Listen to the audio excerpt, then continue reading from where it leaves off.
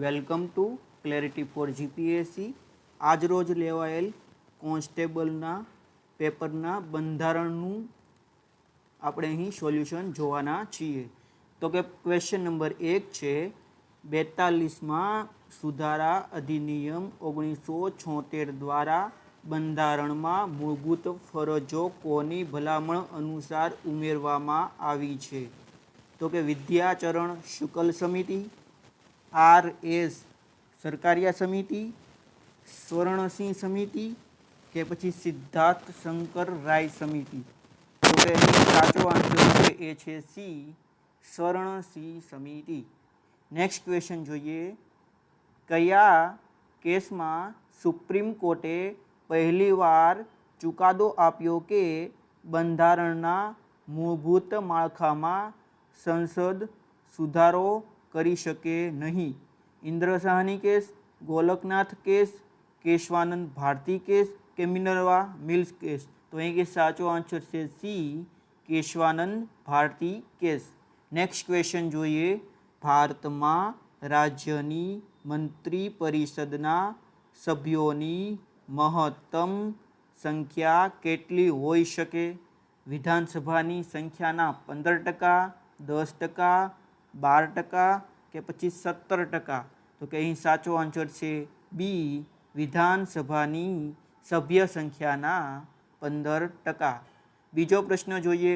ભારતમાં રાજ્યની મંત્રી પરિષદના સભ્યોની મહત્તમ સંખ્યા કેટલી હોઈ શકે? તો કે વિધાનસભાના સભ્ય સંખ્યાના 15%. ભારતમાં નીચે પૈકી કયા રાજ્યોમાં હાલમાં વિધાન પરિષદ છે?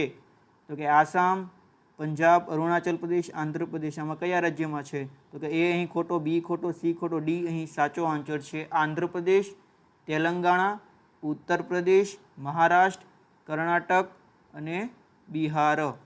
નેક્સ્ટ ક્વેશ્ચન જોઈએ.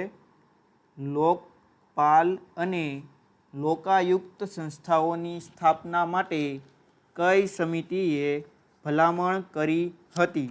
તો કે અહીં સાચો આન્સર આયોજન પંચ છે, રાષ્ટ્રીય ન્યાયિક નિયુક્તિ પંચ છે, પછી જોઈએ તો કે ભારતીય સ્પર્ધા પંચ છે, ને પછી જોઈએ આગળ તો કે વહીવટી સુધારણા પંચ. તો કે અહીં સાચો આન્સર છે એ છે વહીવટી સુધારણા પંચ. નેક્સ્ટ ક્વેશ્ચન જોઈએ. ભારતના રાષ્ટ્રધ્વજની લંબાઈ અને ઊંચાઈ એટલે કે પહોળાઈનો ગુણોત્તર કેટલો હોવો જોઈએ? 3:2, 2:3, 3:5 કે 5:3? તો કે અહીં સાચો આન્સર છે 3:2. નીચેનામાંથી કઈ ઉચ્ચ અદાલત આંદામાન નિકોબાર ટાપુઓ પર પ્રાદેશિક અધિકાર ક્ષેત્ર ધરાવે છે? આંધ્રપ્રદેશ, કલકત્તા, કેરળ કે ઓડિશા? તો કંઈ સાચો આન્સર છે બી, કોલકાતા. નેક્સ્ટ ક્વેશ્ચન જોઈએ. ભારતીય બંધારણમાં હેબિયસ કોર્પસ રીટ જારી કરવાની સત્તા કોને આપવામાં આવી છે?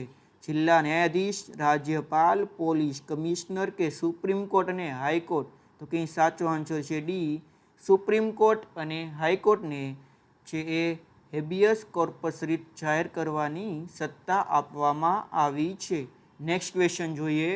લોકસભાની બેઠકો યોજવા અંગે ભારતીય બંધારણમાં કયો નિયમ છે? તો કે દર વર્ષે ઓછામાં ઓછી 2 વાર અને 2 સત્રો વચ્ચે 6 મહિનાથી વધુ અંતર નહીં હોવું જોઈએ. તો કંઈ સાચો આન્સર આપણે એ ઓપ્શન જ જોવા મળે છે. Next question. બજેટ અને નાણાકીય બાબતોમાં સંસદની પ્રક્રિયાઓ કયા આર્ટિકલ હેઠળ આવરી લેવામાં આવી છે? આર્ટિકલ 105 થી 110, આર્ટિકલ 112 થી 117, આર્ટિકલ 212 થી 217, 228 થી 233? તો સાચો આન્સર છે આર્ટિકલ 112 થી 117. નેક્સ્ટ ક્વેશ્ચન જોઈએ. નીચેનામાંથી કયું વિધાન સાચું નથી? ભારતીય બંધારણ એકીકૃત ન્યાયિક વ્યવસ્થાની જોગવાઈ છે? તો કે સાચું છે. ભારતના એટર્ની જનરલ ભારતની તમામ અદાલતમાં હાજર થઈ દલીલો રજૂ કરી શકે? સાચું. સુપ્રીમ કોર્ટને પરમ આદેશ એટલે કે મેન્ડેમ્સ જારી કરવાનો બંધારણીય અધિકાર છે? સાચું. લોકસભાના ઠરાવ દ્વારા સુપ્રીમ કોર્ટના ન્યાયાધીશોની નિમણૂક કરી શકાય. અહીં આ ડી ખોટું છે, કોલિજિયમ પદ્ધતિ જોવા મળે છે. નેક્સ્ટ ક્વેશ્ચન, લોકાયુક્ત પોતાનો અહેવાલ કોને સુપ્રત કરે છે? રાજ્યના મુખ્યમંત્રી, રાજ્યના કાયદા મંત્રી, રાજ્યના રાજ્યપાલ કે રાજ્ય વિધાનસભાના અધ્યક્ષ? તો કંઈ સાચો આન્સર છે સી, રાજ્યના રાજ્યપાલ. નેક્સ્ટ ક્વેશ્ચન, નીચેનામાંથી કયું બિલ ભારતીય સંસદના દરેક ગૃહ દ્વારા અલગથી ખાસ બહુમતીથી પસાર કરવું આવશ્યક? સામાન્ય બિલ? તો કે નહીં. નાણાં બિલ? તો કે નહીં. મહેસૂલ બિલ? નહીં. બંધારણીય સુધારા બિલ. નીચેનામાંથી કોણ બંધારણ સભાના બંધારણીય સલાહકાર હતા? ડીપી ખેતાન, કે મુનશી, સર બી.એન. રાવ કે આચાર્ય જે.બી. કૃપલાણી? તો કંઈ સાચો આન્સર છે એ છે સી, સર બી.એન. રાવ. નીચેનામાંથી કઈ જોડી યોગ્ય રીતે મેળ ખાતી નથી?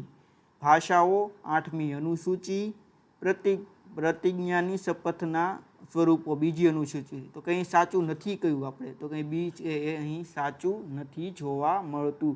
પ્રતિજ્ઞાની શપથના સ્વરૂપો છે એ ત્રીજી અનુસૂચિમાં જોવા મળે છે.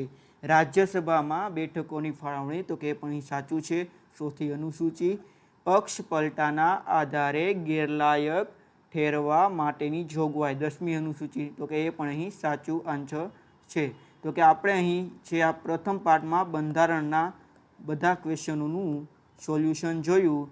નેક્સ્ટ પાર્ટમાં આપણે બીજા સબ્જેક્ટનું સોલ્યુશન જોઈશું. Thank you.